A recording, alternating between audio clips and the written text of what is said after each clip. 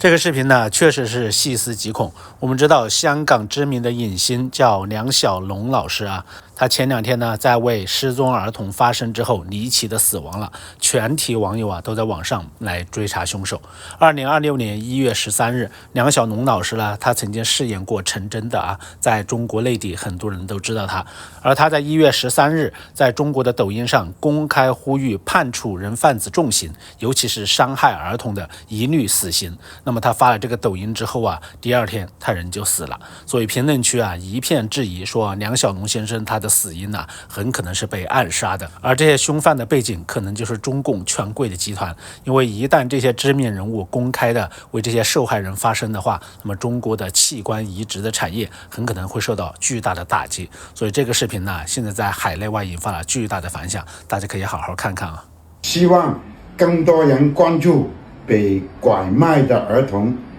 我建议对人贩子一律冲判，尤其自残的儿童的，更要由他们判他们死刑，太残忍了。希望更多人关注被拐卖的儿童，我建议对人贩子一律冲判，尤其自残的儿童的，更要由他们判他们死刑，太残忍了。希望更多人关注被拐卖的儿童，我建议对人贩子一律冲判，尤其自残的儿童的，更要由他们判他们死刑，太残忍了。希望更多人关注被拐卖的儿童，我建议对人贩子一律冲